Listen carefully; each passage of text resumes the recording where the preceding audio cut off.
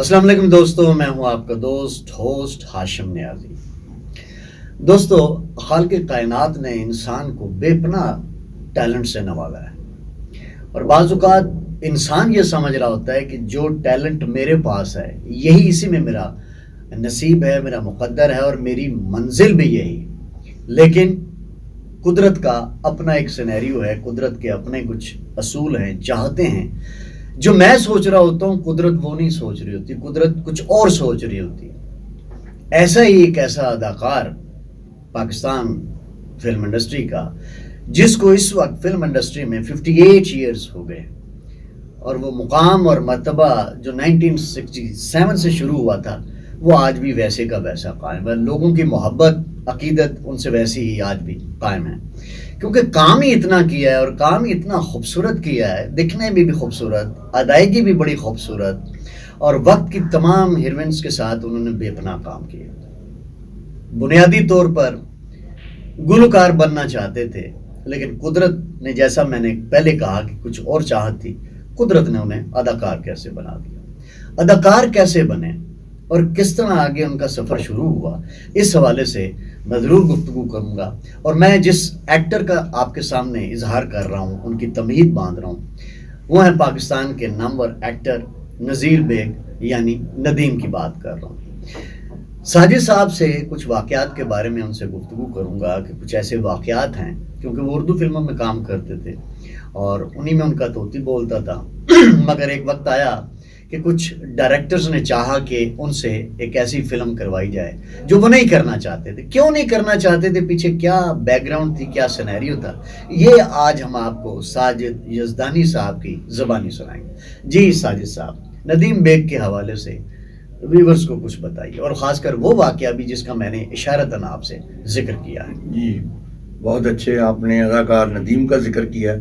اداکار ندیم جو ہماری انڈسٹری کے سینئر ترین اداکار ہیں، اب تو ماشاءاللہ ٹی وی پر بھی کام کر رہے ہیں، اور ان کا اردو فلموں میں تو ایک سکور تھا ہی، پنجابی فلمیں بھی انہوں نے جو چند کی ان میں بھی کامیابی حاصل کی۔ تو جس واقعہ کا آپ ذکر کر رہے ہیں وہ ہے ایک بڑی فلم دل لگی کا۔ دل لگی کو کاسٹ کرنے کے لیے اسلم ڈار صاحب نے جب اداکار ندیم کا انتخاب کیا، ان کی طرف رجوع کیا، تو اداکار ندیم نے ان کو انکار کر دیا۔ صاف طور پر تو نہیں، مگر انہوں نے بتایا کہ میرے پاس 2-3 سال کی ڈیٹس نہیں ہیں، آپ اس کا انتظار کر لیں۔ تو ندیم صاحب نے کہا یہ کہانی چونکہ میں نے آپ پر لکھوائی ہے اور اس میں آپ ہی سوٹ کرتے ہیں، تو لہٰذا میں اگر 4 سال بعد بھی آپ کہیں گے تو یہ فلم میں 4 سال 5 سال بعد بھی میں اسی فلم کو بناؤں گا اور آپ کو لے کر ہی بناؤں گا۔ تو آپ جتنا مرضی مجھے ڈیلے کریں، میں انتظار کر لوں گا۔ یہ اسلم ڈار صاحب کہہ رہے ہیں۔ ڈار صاحب نے کہا، ڈار صاحب کو اس زمانے میں توتی بول رہا تھا فلم بشیرہ کے بعد، کیونکہ پنجابی فلموں کے وہ ہر دل عزیز ڈائریکٹر تھے، اردو فلمیں بھی کی انہوں نے، لیکن ان کا ٹیمپرامنٹ جو تھا وہ سب کے سامنے تھا۔ وہ ایک سخت مزاج کے آدمی تھے، اور ان کا کام لینے کا انداز، وہ جو سٹائل تھا وہ ذرا خالصتاً پنجابی سٹائل تھا۔ جیسے اوئے توئے ہمارے ہاں جو یہ کوئی ایسا نہیں سمجھا جاتا، اردو میں ذرا تہذیب کی، اور اس میں جناب حضور بیٹھیے تشریف رکھیے، لیکن پنجابی میں آئیں ہوئے چلا جائیں، اوئے توئے وہ کرنا، اس کو کوئی ایسا معیوب نہیں سمجھا جاتا زبان کے لحاظ سے۔ تو ان کے بارے میں کہا جاتا تھا وہ بڑی بدتمیزی سے پیش آتے ہیں۔ تو بیگ صاحب کے کانوں تک یہ آواز پہنچ چکی تھی، کیونکہ آرٹسٹ تو سانجھے ہوتے ہیں، وہ تو کام کرتے ہیں، سب اداکار ایک دوسرے کو مختلف سیٹوں پہ ملتے ہیں۔ تو ان سے انہوں نے سن رکھا تھا کہ ڈار صاحب کا مزاج تلخ اور سخت ہے، تو انہوں نے گھبرا کر وہ فلم سائن کرنے سے معذوری ظاہر تو نہیں کی، لیکن اس طرح کہہ دیا کہ میرے پاس ٹائم نہیں ہے۔ تو لیکن وہ بھی مسجد تھے، وہ ڈیلی اسٹوڈیو آتے، ان کے پیچھے گھومتے، دیکھے جاتے کہ ندیم صاحب کو ملنے کی کوشش کرتے، ہم سے ملتے، انہیں دوبارہ قائل کرتے کہ کسی طرح کا وہ ڈیٹس دے دیں۔ مگر بیگ صاحب ڈرے ہوئے تھے چونکہ، تو وہ اس ڈر سے کہ کہیں میری وہاں گستاخی نہ ہو جائے میرے شان میں، یہاں اگر کوئی مجھے ہوئے تو کر دیا انہوں نے تو میری بڑی بے عزتی ہوگی، تو مجھ میں یہ نہیں ہے سخت کہ میں انہیں برداشت کر سکوں، اس وجہ سے وہ سخت تلخی نہ پیدا ہو جائے آپس میں، کوئی بدمزگی نہ ہو، کیونکہ بڑے صلح جو شریف آدمی ہیں، اس وجہ سے انہوں نے اسے ان سے معذوری تو ظاہر نہیں کی, البتہ انہیں ڈیٹس دیتے گئے اور ان کو کام کو تھوڑا لمبا تاخیر کا شکار کرتے گئے. اسی دوران ایک دن آغا جیے گل جو ایون اسٹوڈیو کے مالک ہیں, ان سے ملاقات ہو گئی ڈار صاحب کو. انہوں نے کہا یار آج آپ ہمارے اسٹوڈیو میں دیکھے جاتے ہیں, آپ تو اے ایم اسٹوڈیو میں فلمیں بناتے ہیں, آپ کا پروڈکشن آفس چونکہ وہاں پر ہے, تو ہمارے اسٹوڈیو میں ہر خیر سے آتے ہیں آج کل روزانہ, میں دیکھ رہا ہوں آپ کو. انہوں نے کہا یار وہ میں نے ندیم کو کاسٹ کر لیا اپنی ایک نئی فلم میں, تو بیگ صاحب تو پلہ نہیں پڑ کر آ رہے, وہ مجھے ٹال مٹول سے کام لے رہے ہیں, تو آغا جی آپ کچھ سفارش کیجیے. آغا صاحب نے کہا نہیں بہت خوددار ہے وہ اپنا, کوئی میں آئے گا تو میں کہہ دوں گا. وہ جب بیگ صاحب بریک میں ان کے پاس آئے تو آغا صاحب نے کہا پوچھا بھی کیا مسئلہ کیا ہے, تو بیگ صاحب نے صاف صاف بتا دیا اصل بات یہ کہ میں ان کی فلم میں کرنا نہیں چاہ رہا, وہ میرے سینئر ہے, میں انکار بھی نہیں کر سکتا, تو میں بس ان کو ٹال رہا ہوں. تو انہوں نے کہا نہیں یار وہ بہت سینئر ہیں, کیمرہ مین بھی رہے اپنے وقت کے, ان کے والد صاحب بھی ڈائریکٹر ہے, تو بڑی عزت کرتے ہیں, بڑے اچھے لوگ ہیں, اور میں نے کہانی بھی سنی ہے. انہوں نے مجھے بتایا کہ آپ کا رول بہت اچھا ہے, اگر آپ یہ کر لیں تو بہت آپ کو کامیابی ملے گی اور بہت اچھا کام ہے یہ. انہوں نے کہا جی مجھے بھی پتہ لگا, کہانی انہوں نے مجھے بھی سنائی ہے, لیکن بات یہ کہ میں ان کے ٹیمپرامنٹ سے تھوڑا سا خائف ہوں, میں نے کیا نہیں کوئی کام ایسا. میں نے رسول اسلام, احتشام, پرویز ملک, ان لوگوں کے ساتھ کام کیا. اس کی تو آواز سافٹ لوگ ہیں, آواز بھی سیٹوں پر لوگوں نے کبھی سنی نہیں, تو چاہے جائے کہ وہ گالیاں سنیں. تو وہ انہوں نے کہا نہیں ڈار صاحب کی گارنٹی میں دیتا ہوں آپ کو, آپ فلم کر لیں. اچھا, آخرکار انہوں نے بات مان لی اور ڈیٹس دے دی. اس طرح وہ دل لگی فلم تکمیل کے مراحل طے کرنے لگی. جی فلم تو بن گئی, اب اس سے اگلے مرحلے پہ کیا ہوا؟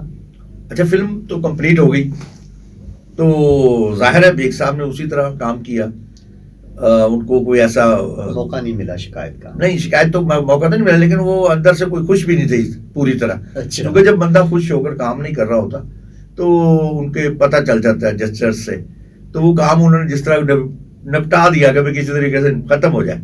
جب فلم ختم ہو گئی تو وہ بیگ صاحب خود ہی بتاتے کہ ایک دن شبنم بیگم کے ساتھ سیٹ پہ ملاقات ہو گئی ایک شوٹنگ کسی فلم میں, تو میں نے انہیں کہا یار وہ دل لگی لگ رہی ہے فلاں ویک کو, تو ایسا کرے کہ ہم دونوں نا چھٹیاں لے لیں, تو بریک پہ چلے جاتے ہیں لندن, کیونکہ اس دوران لوگوں نے ہمیں بہت زیادہ برا بلا کہنا ہے, کیونکہ فلم تو ہم نے کر لی ہے, لیکن وہ فلم کو ایسی کوئی فلم نہیں ہے کہ جس طرح کی ہم فلمیں کر رہے ہیں, آئینہ, بندش, ایسی فلمیں کی بڑی ہم دونوں یہ وہ. تو انہوں نے کہا یار یہ کوئی ایسی فلم نہیں ہے, جو بنانے والے اس سے وہ اصل میں متاثر نہیں تھے, وہ مطمئن نہیں تھے. تو انہوں نے کہا یہ نہ ہو ہمیں جوتے پڑے, لوگ انڈے ماریں گے, تو بہتر ہے کہ ہم چھٹی لے کر لندن چلے جاتے ہیں, فلم ریلیز ہو جائے گی, ایک آدھ ہفتے بعد ہم نے آ جانا ہے. انہوں نے کہا کہ آپس میں یہ بات کر رہے ہیں.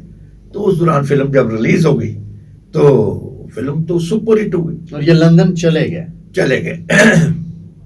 انہیں فون گئے, پہلا شو ختم ہوا, دوسرا شو, انہوں نے کہا جی وہ تو لوگ آپ کو ڈھونڈ رہے ہیں, وہ آپ کی تلاش میں داد دینے کے لیے مٹھائیاں لے کر لوگ گھوم رہے ہیں, ہار لے کر آپ کے لیے. انہیں کیا ہوا, ان کو جی فلم سپر ہٹ ہوئی ہے اور لوگوں کا ہجوم ہے سینماؤں پر, دل دھرنے کی جگہ نہیں ہے, ہر شو ہاؤس فل پیک ہے, پورا ویک ایڈوانس بکنگ ہو چکی ہے.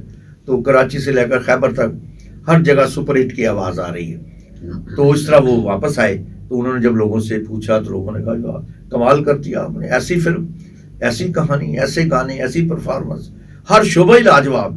ڈار صاحب کی گرفت مضبوط تھی سارے شعبوں پر, تو بنیادی طور پر کیمرہ مین تھے وہ, خود بھی پروڈیوسر بھی تھے, تو فلم بہت اچھی بن گئی, فلم سپر ہٹ گئی, جس کے سبب بیگ صاحب کو اس کے بعد اتنا اچھا لگا ڈار صاحب کے ساتھ کام کرنا. پھر یکے بعد میرے خیال درجنوں فلموں میں انہوں نے کام کیا, بلکہ میں سمجھتا ہوں کہ ڈار صاحب کے آخری دنوں کی فلموں میں بھی وہ نظر آئے, ڈولی سجا کے رکھنا وغیرہ, اور فلمیں پھول, اور فلمیں جتنی بھی آخری میں تک بنی, سیاں, ناری, یہ وہ سبھی فلموں میں وہ پہلی نظر دیکھ لیں, چاہے جو بھی فلم ہے وہ ان کو بالکل کبھی انکار نہیں کیا, اور بڑے بخوشی انہوں نے فلمیں سائن کی, اور اسلم ڈار کے وہ پسندیدہ ایکٹروں میں شمار ہونے لگے, اور انہیں بھی ڈائریکٹر کے طور پر اسلم ڈار بھاگ گئے. اس طرح دونوں کا ستارہ مل گیا, فلم ہٹ ثابت ہو گئی, اور غلط فہمیاں دور ہو گئیں جو بیگ صاحب کے دل میں تھی ان کے بارے میں کہ بھئی یہ ڈار صاحب اس قسم کے ہیں. پھر انہوں نے ڈار صاحب کے ساتھ جب کام کیا, ان کا رویہ دیکھا, اس سے بڑے मुतमईन हुए तो फिर वो मजाक भी आपस में करते थे।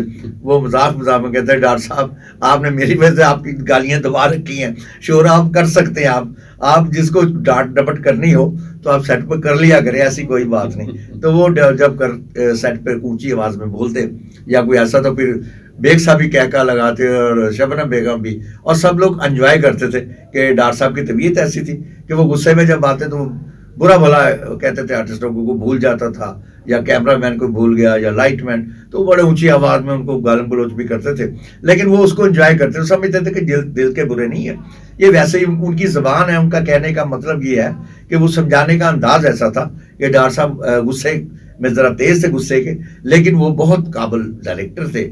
उन्होंने पहली फिल्म से लेकर आखिरी फिल्म तक वो जबरदस्त और लाजवाब बनाई। मैं समझता हूँ कि मैं डॉक्टर साहब को इसलिए मुनफरद डायरेक्टर समझता हूँ कि उन्होंने पहली फिल्म अगर दारा जंगल पर बनाई, जंगल बॉय पर टार्जन टाइप की, तो दूसरी फिल्म जंग आज़ादी पर जरा खान बना दी, तीसरी फिल्म उन्होंने दिल लगी बना दी, चौथी फिल्म उन्होंने पहली नजर बना दी, सैयद। अब आप देख लें जुबैदा पर, हर फिल्म का मौजू अलग, हर फिल्म की कहानी अलग, हर फिल्म का एटमॉस्फेयर अलग, हर फिल्म का डिजाइन अलग, आखिरी फिल्म तक उनकी कहानी अलग, डिजाइन अलग, पंजाबी हो या उर्दू, उनकी हर फिल्म।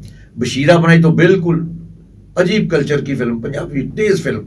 अब दूसरी पंजाबी उर्दू फिल्में देखो इतनी सॉफ्ट फिल्में हैं। तो इसलिए मैं समझता हूँ कि असलम डार पाकिस्तान फिल्म इंडस्ट्री के बहुत बड़े लीजेंड डायरेक्टर थे, और ऐसे डायरेक्टर थे कि जिन्होंने अपनी इनफरादियत एंड तक कायम रखी और एक बड़े स्टार का दिल जीत लिया। जो अदाकार नदीम हैं वो आज भी उनके लिए दुआ गो रहते हैं और उनकी बातें करके लतीफ़े सुनाते हैं और खूब मज़े लेते हैं। जी दोस्तों, ये थे नज़ीर बेग नदीम। जैसा कि पहले मैंने आपसे कहा कि वो तो गायक, एक सिंगर बनना चाहते थे और उसी के अंदर जीना चाहते थे और एक नाम कमाना चाहते थे, लेकिन कुदरत का फैसला देखिए, कुदरत ने उनके बारे में क्या सोचा था। यही इंसानों के साथ है, बाज़ औक़ात हम सोचते कुछ हैं, किसी और चीज़ की प्लानिंग करते हैं, लेकिन कुदरत ने कुछ और सोच रखा होता है, और जो कुदरत ने सोचा होता है वही असल चीज़ होती है जो इंसान के लिए बेहतर होती है। और आपने देखा कि नदीम ने बतौर एक्टर, बतौर अदाकार कितना नाम कमाया, और बड़े सगीर में उनका बड़ा नाम है। लोग आज भी, हालांकि वो 83 के हो गए हैं, लोग आज भी उनसे उतनी मोहब्बत करते हैं, उतनी मोहब्बत का इजहार करते हैं जैसा कि पहले करते थे। तो ये था हमारा आज का प्रोग्राम नदीम के हवाले से। हमें उम्मीद है कि आपको पसंद आया होगा। अगर आपको पसंद आए तो कमेंट्स में ज़रूर लिखा करें, इससे हमारा हौसला बढ़ता है। इजाज़त दीजिए, अगले एपिसोड में किसी नई शख्सियत के साथ दोबारा आपसे मुलाकात होगी। अल्लाह हाफ़िज़।